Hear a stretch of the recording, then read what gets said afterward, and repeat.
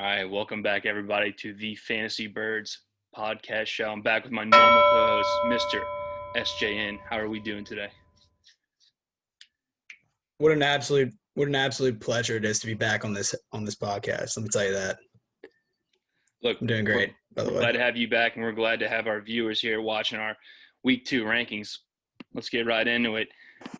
Week 1 was something special, and I think the rankings are going to reflect that. A bunch of changes going down.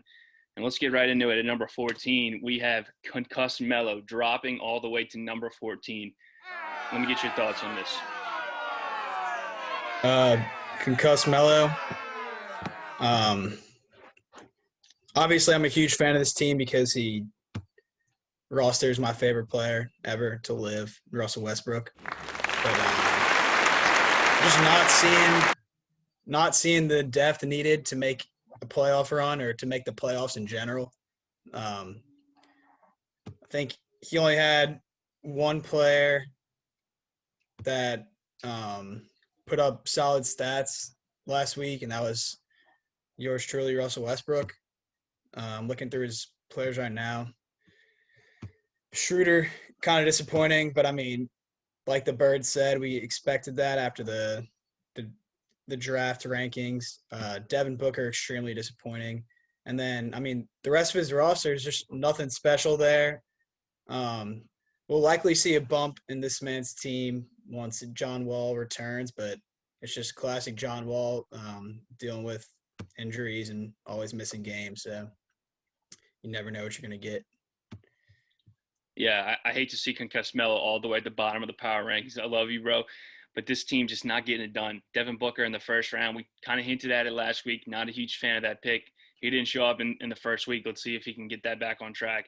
And then Tobias Harris in the third, just not panning out. So let's see if this team can get going, maybe with the John Wall after his 7-day quarantine of going to the club with Boogie. But let's see if this team can get back on track and maybe get some W's going its way. Let's go to number 13. We got Sam Eagles. Well, also, like one thing I would like to note about his roster structure, and this is a problem I have with my team as well, is that even when John Wall does return, he's going to have to sit one of his three guards in Booker, Westbrook, or Schroeder. I'm guessing he's going to choose Schroeder, but that's a tough hit to take when you got guys like Serge, Al Horford, and Tobias at your forward slots. But those are guys that you're gonna have to keep starting once John Wall returns because of the roster constructions we have in this league. But that's a good point. But let's keep it moving. Let's go to number 13 with Sammy Equals Barbecue Chicken. This team actually did get a victory, so it's going to be very low in our rankings for a 1-0 team. But I'm not sold. What do you think? I think he's got the worst team name in the league. And I think that's evidenced by the what happened the other day. Was it 2 days ago on the basketball court? Absolute demolition. But as to his fantasy team, I think he's a little underrated. We've seen the way Kyrie has played so far. AD, you know what you're going to get from him. But the rest of his team is very up and down. I'm looking at Jamal Murray, Michael Porter Jr., T. Warren, guys that are going to have huge nights and also have their fair share of off nights. I like the production I saw of Larry Nance. You have to wonder if that was a byproduct of Kevin Love missing a few games or missing the first game, I guess. And then the depth on the bench is just non-existent. So this is a team that I'm deeply worried about and a team name that I'm even more worried about. Yeah, look, this team definitely, after being ranked 14 last week, definitely came out in kind of a statement victory, but just still not there, even with a Kyrie Irving and Anthony Davis explode, especially Kyrie Irving, big week from him. But, Bubble TJ Warren didn't come to play. Jamal Murray, kind of a slow week. And, the back and Larry Nance Jr., big week, but is he going to be able to keep doing that on a weekly basis? Not sold yet.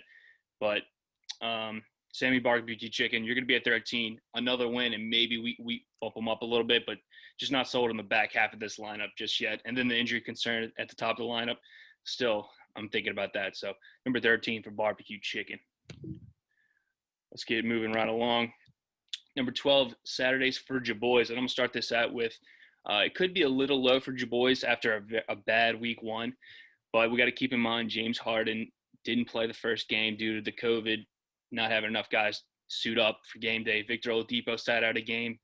Kawhi Leonard got his face ripped open, unfortunately. Rudy Gobert, and then Kelly Oubre Jr. not panning out. Very unfortunate. Some thought, but for this team, when healthy, this team can compete. But it's just a matter of will this team be able to be healthy and play these games? Because right now, it's not looking like it's going to happen.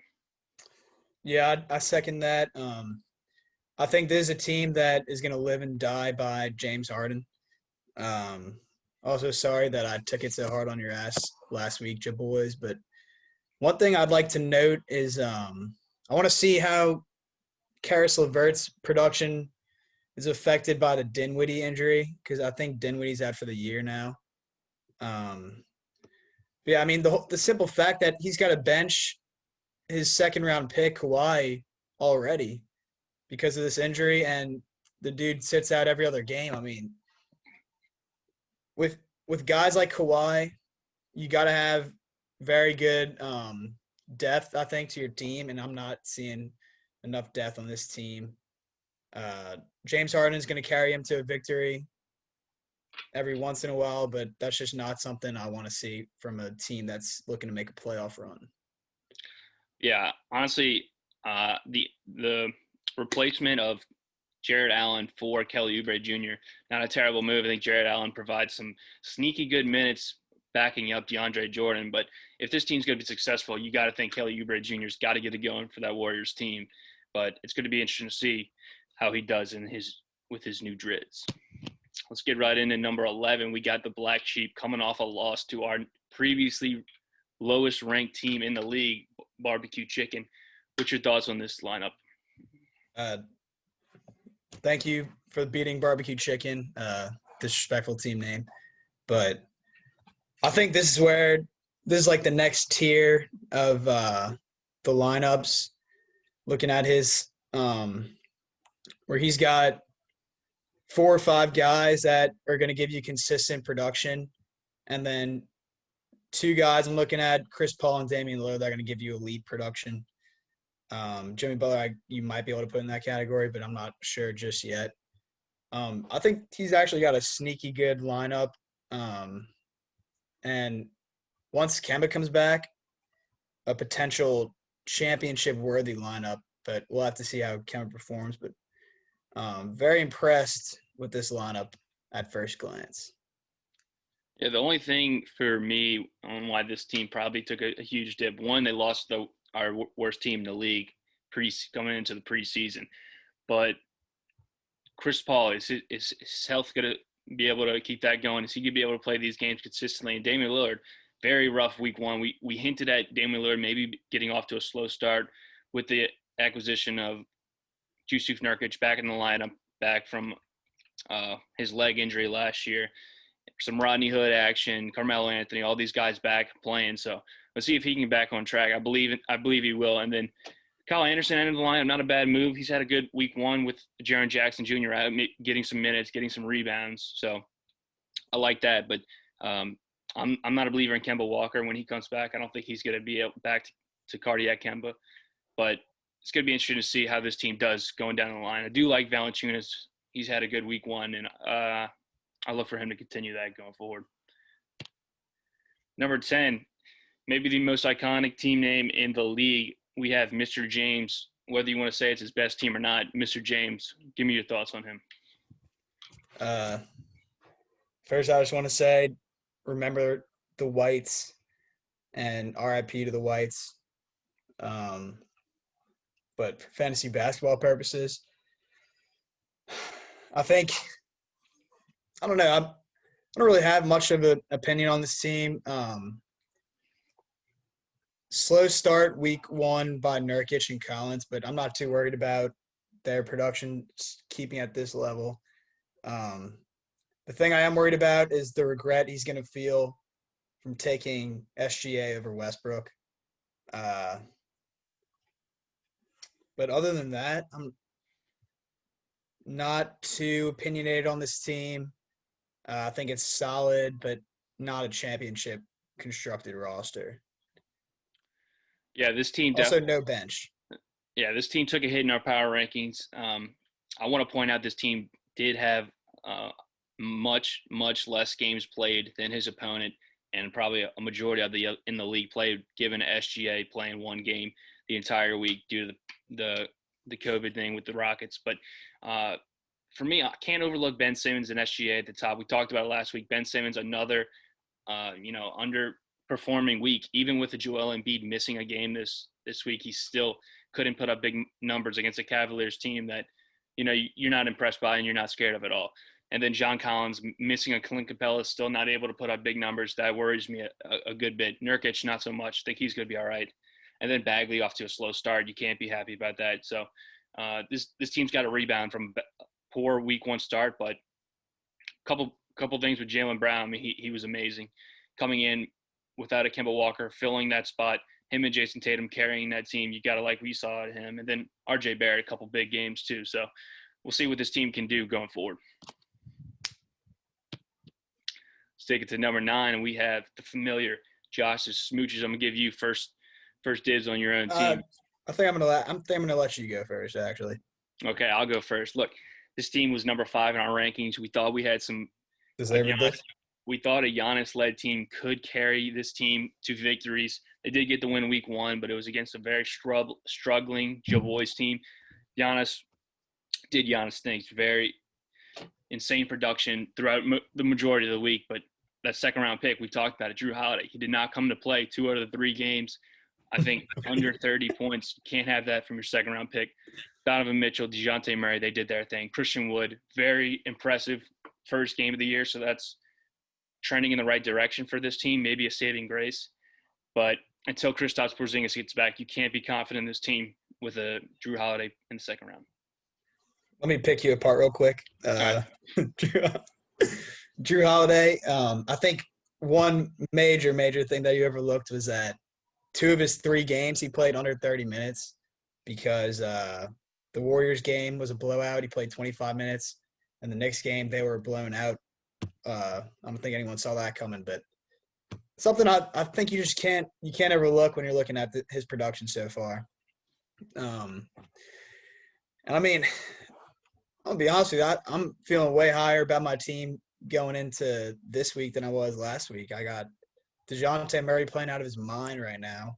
And Christian Wood, 51. I know y'all been chirping about DeMarcus Cousins making him take a hit, but if he drops to 41, I'm going to be extremely pleased with that production. Kristaps coming back, I think, will be the X factor. I think you're spot on there. But the biggest flaw for my team, in my opinion, is the fact that I'm going to have to keep leaving Rozier on the bench because, as I noted with someone's lineup earlier, whoever team had John Wall, I got 3 guards that I can't sit right now. And Rozier he doesn't have a place in my starting lineup. So as much as I'd love to play him over that Harrison Barnes slot, I don't have the option to. And that's going to make me say Rozier is on the block for anyone interested, but something that I probably should have taken into account on draft night that is hurting me right now. Couple things. First, we can't be pushing your own agenda. We can't say who's on the block. This is strictly a power ranking show, but thank you for announcing that to the league. Second, Kevin Love, I think his injury hurts a little bit. We thought he was going to be able to go. He gave it a go against the Sixers, came up limping halfway through that game. So interesting to see how long he's going to be out and when he can start putting in buckets for the Smooches. But let's go to number 8 with our new look, Milwaukee Wolfhawks. Love the team name. Love the players on the team too, as we got them bumping up in the standings. Trae Young, we nailed it in the draft.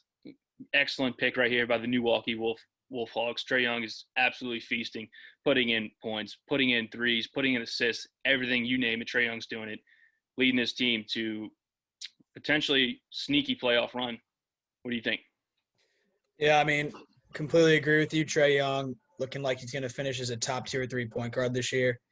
The one thing I'm worried about with this team is it's a little bit top heavy. You got Trae Young, Zion, and Middleton. We saw Middleton have a huge first week, but I'm not sure if he's going to be able to keep up that production. He's averaging 46 fantasy points right now. I'm not sure if that's going to continue, but I'm also feeling hopeful by the way Lonzo's been playing so far. I think he'll actually pick it up. He's averaging 27.7. So I think this is a team very similar to the James Harden team that's relatively top heavy. You're going to need huge weeks from Trae Young and Zion. But I think this team does have more of a solid starting roster than that team did. But I'm a little worried about guys like Terrence Ross and D'Angelo Russell in the starting lineup. Although we'll see how D'Angelo Russell picks it up with Cat's injury. So, Yeah, look, this is an 0-1 team, so to have him this high in the rankings, got to beg some questions. But look, Chris Middleton playing like an all-star right now. You can't overlook that. To get him that late in the draft, him putting up this numbers, if they continue, you made the excuse for Drew Holiday that he wasn't getting the minutes and blowouts. Well, Chris Middleton's doing it and he's putting up the points. No excuses for Chris Middleton. So respect that. And Zion Williamson playing like he earned the Rookie of the Year last year. So Terrence Ross, obviously a weak spot in this lineup. But look, Clint Capella's out. He didn't play last week. That might have went into a loss potentially for this Milwaukee Wolfhawk team. But like this lineup, especially Chris Middleton and Zion anchoring it down low. Yeah. Also, I don't know. I could be completely wrong, but I don't know if Zion's playing back-to-backs or not. But if he's not, then I think that's going to be a major hit to this team. Yeah, definitely something to keep an eye on, Zion's health and maintenance, rest, whatever you want to call it, going forward. Let's get into number 7. It's LeJohn Brames. Like I said, we're going to need a team name change. We don't have LeBron James. Let's mix it up, big man. But what are your thoughts on this team? You go first. I'm pulling it up still. Okay, well, just first glance, Ja Morant and Nikola Jokic, first 2 picks for this team, they absolutely destroyed week 1. I want to say they both had games over 70 points or very close to it. Jokic dominating early in the season, which isn't familiar territory for him as he usually gets it going later. But a couple weak spots in this team, P.J. Washington, Steven Adams, and Lou Williams even got to hold this team back from being a top contending team. But Jokic and Ja Morant, huge week 1, so that's why they're at number 7. Yeah, I mean, this is definitely a team that I'm looking at that is in that next tier. Three-headed monster of Jokic, Morant, and Paul George. But similar to the other teams, you got 3 stars and then 3 kind of ass players. It'll be interesting to see how his starting lineup changes from week to week because I know he's got Draymond coming back. And I think his bench is actually pretty solid. You got some high upside players there with Halliburton and Wendell Carter Jr. And then Steven Adams and Otto Porter, I mean, nothing special there, but you know what you're going to get from them. So I think I'm not too worried about this team. Paul George, he's not resting back-to-backs, right? I mean, they haven't had a back-to-back, but yeah. I mean, a healthy Paul George in this team is very dangerous, but I'm going to have to see how those other 3 starting spots pan out for him come playoff time. Yeah, I think it's worthy to mention. Also, a healthy Paul George, but an effective Paul George. He's got to be an all-star caliber player for this team to go forward down the line. But we'll see what Paul George does come playoff time. Now let's get into number 6. It's going to be Forever 110. Top team in the league, points-wise, scoring from last week, but taking a huge hit with Karl-Anthony Towns missing multiple weeks. What do you think about this lineup? Absolutely brutal hit for you, or for Forever 110. I feel extremely bad for whoever's owner that is. But I think he's probably a little happy right now that he's got that depth with Mike Conley and a pick that I actually complimented on our first pod. Um, With Cat, I think this team is the number one team in the league, as much as I hate to say it. but we're gonna have to see if he's able to sustain that top end production with this injury. Yeah, losing Also, a I top, love the Markelle Fultz pick. I think Fultz is due for a big year. yeah, He's got the losing, depth to recover from this injury. losing a top 5 player in the league is going to hurt a team no matter how deep you are. But even with that being said, some guys like a Blake Griffin and a Julius Randle late in the draft can potentially make up for this loss. But when you have to start a Mike Conley, Thomas Bryant, and a Blake Griffin in your lineup, you can't be feeling too secure about yourself, even after putting up the most points in the league. So this team's going to have to survive and make do with what they got until Big Cat comes back to the lineup.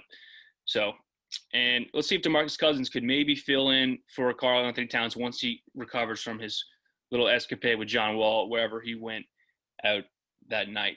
But let's go into the top 5. Brand new top 5. JR Smoke Circle making a huge leap in the power rankings even after a loss. What do you think about this team? I'm pulling it up. You go. Look, I had the pleasure of seeing this team week 1, and this team definitely came to play. Gordon Hayward, even with a broken finger, taking his pain meds, shooting up before the game, whatever you want to say, Gordon Hayward came to play in a big effort in their upset victory over the Brooklyn Nets. He's playing out of his mind. James Wiseman looking like he's potentially could be Rookie of the Year. Kevin Durant, when healthy, you know what you're getting. And Sabonis, I've already said it. Probably one of the best picks of the draft where he got him. Is this due to his intelligence or other people informing of who to pick? That's for you to decide. But other than Duncan Robinson, this team's looking pretty solid going forward with that KD leading the way. Yeah, very, very solid roster I'm looking at here. Kicking myself for not taking Sabonis in the second or third round, but we'll bounce back. And then the Durant pick, I know I'd trashed it in that first podcast, but it's looking like it's going to turn out to be a pretty decent pick. He's looking like the same old Durant, and I think he's only going to get better as the year goes on, get back to his normal self.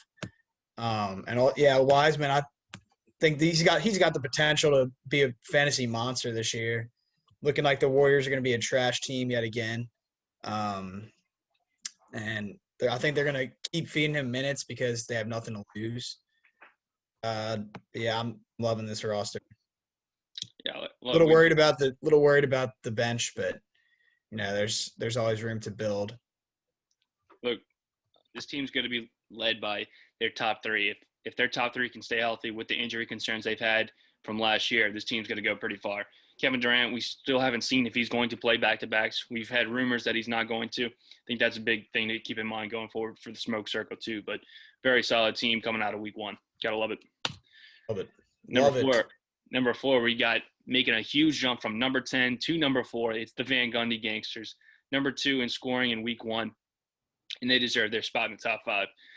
CJ, the only problem you see with this lineup would be an Anthony Edwards having a rough week, but he's replacing Tyler Hero in the lineup, so you're not feeling too bad about that.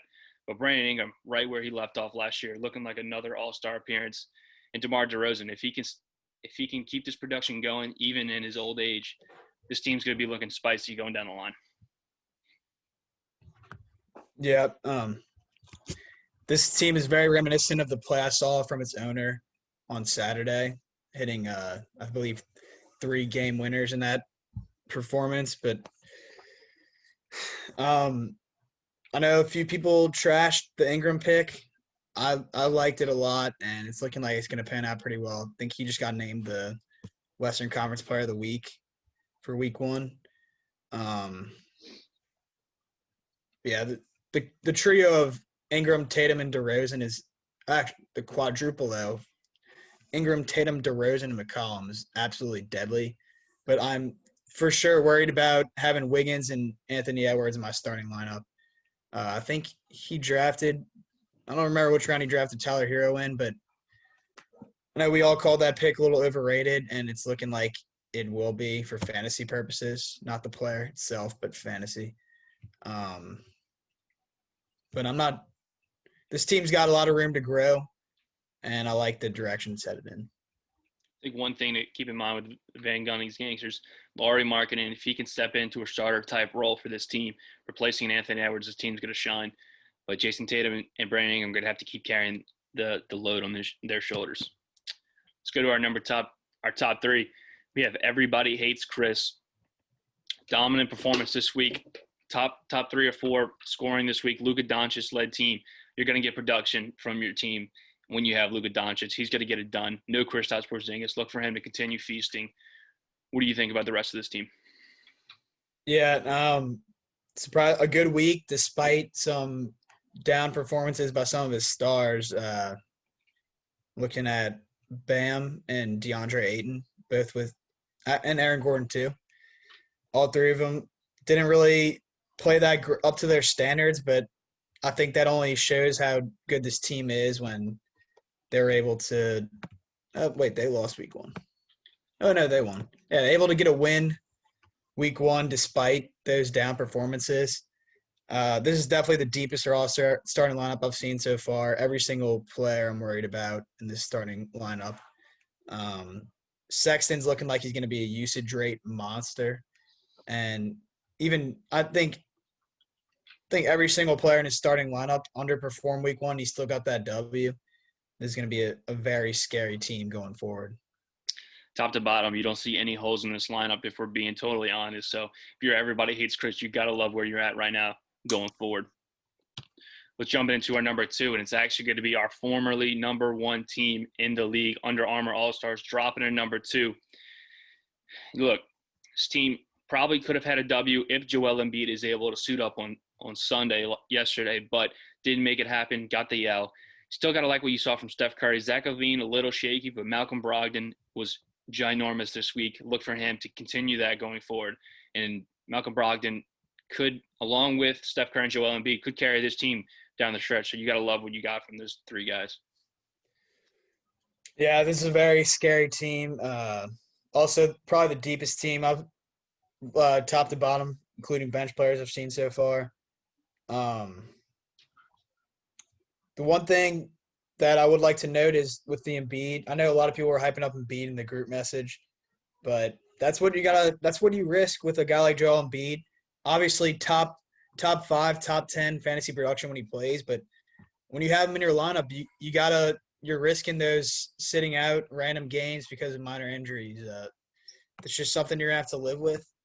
And when he plays, absolute monster, but you got to wonder when he's going to sit out those random games. And for some of us, maybe even the people running this podcast, it costs some people some major money. But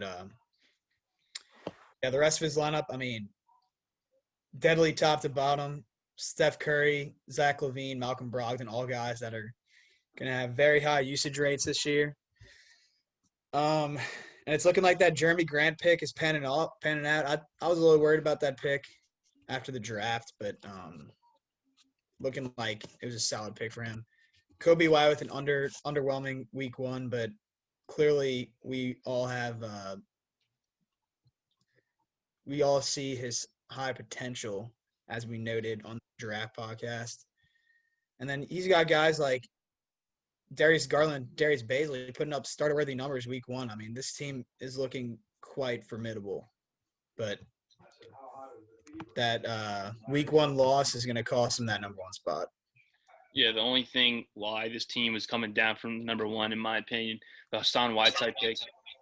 Picked him early to get it done like he did last year. Didn't really happen.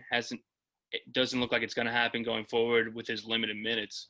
So Hassan Whiteside, if maybe an injury in front of him happens and he starts getting 20, 26, 28, 30 minutes a game, it's gonna bump this team up to probably championship favorite, but not looking like that right now. Let's get into our number 1 team. It's going to be Slickback. Didn't get any money this week, but you got to love what this team's looking like from top to bottom. In particular, LeBron James and Andre Drummond starting off the draft. Those are 2 guys that huge hit. Andre Drummond looked like an absolute maniac for those Cleveland Cavaliers. It's cleaning up every single missed shot that Colin Sexton, Darius Garland would have put up. No Kevin Love, so Andre Drummond's getting all the boards to himself. Got to love that. And De'Aaron Fox, even with a bad game on Sunday, looking like he's going to be top 5 point guard, maybe top 10.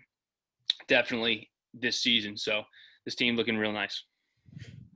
Yeah, Drummond was a guy that I targeted in the draft, and unfortunately was taken before my pick.